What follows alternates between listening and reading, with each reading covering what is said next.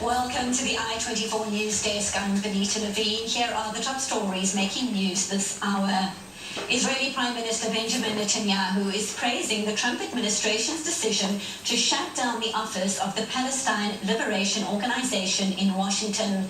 Netanyahu says the U.S. made the correct decision regarding the PLO mission, adding that Israel supports American actions that are designed to make it clear to the Palestinians that refusing to negotiate and attempts to attack Israel in international forums will not advance peace.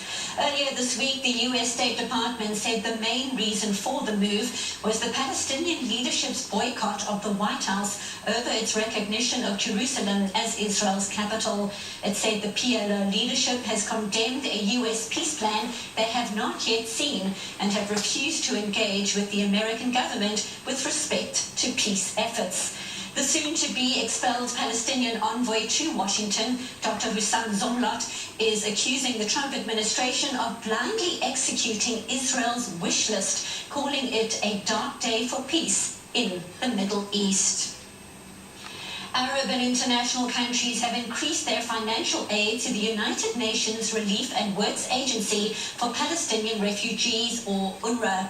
Chief of the Arab League, Ahmed Abulgate, met with Arab foreign ministers in Cairo to discuss the future of UNRWA's operations after the United States announced it would pull over $200 million in funding. Arab states were urged to increase and deliver the pledges they made to support the more than 500,000 Palestinian refugees supported by the organization.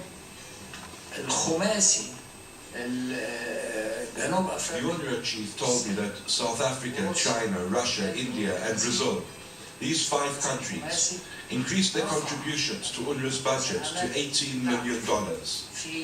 Saudi Arabia gave $50 million, Kuwait gave $50 million. Therefore, there does exist support to modify the US position. While millions of Americans held memorials to mark the 17th anniversary of the September 11th terror attacks, the leader of Al-Qaeda took the opportunity to call on Muslims to wage war against the United States throughout the world. In a 30-minute speech released on Tuesday, Ayman al-Zawahiri described the U.S. as a religious enemy of Muslims, pointing to Washington's transfer of its embassy in Israel from Tel Aviv to Jerusalem as evidence. He listed 14 directives to fight against America, including an appeal for Muslim unity. Al-Zawahiri succeeded Osama bin Laden, the mastermind of the September 11th attacks, in which more than 3,000 Americans were killed. He was killed by U.S. Special Forces in Pakistan in 2011. President Vladimir Putin says Russia knows the real identity of the 2 men accused of trying to murder former Russian spy Sergei Skripal and his daughter Yulia in Britain. British prosecutors last week identified 2 Russians who they said were operating under aliases Alexander Petrov and Russian Birushov. It's alleged the 2 had tried to murder the Skripals with a military-grade nerve agent in England.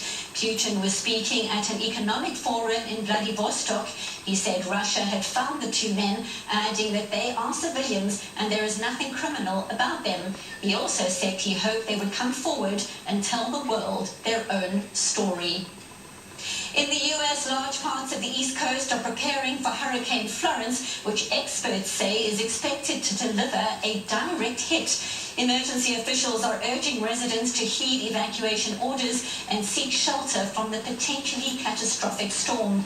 More than 1 million people in North Carolina, South Carolina, and Virginia have been told to leave their homes as the hurricane churns across the Atlantic Ocean towards the coast. The National Hurricane Center in Miami says Florence remains a Category 4 hurricane.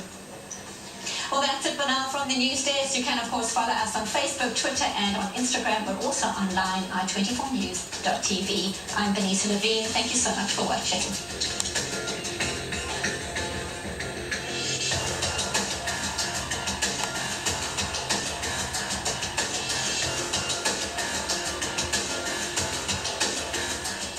Wordt er eigenlijk wel nagedacht over een toekomstvisie voor Europa? Welkom bij Uitgelicht.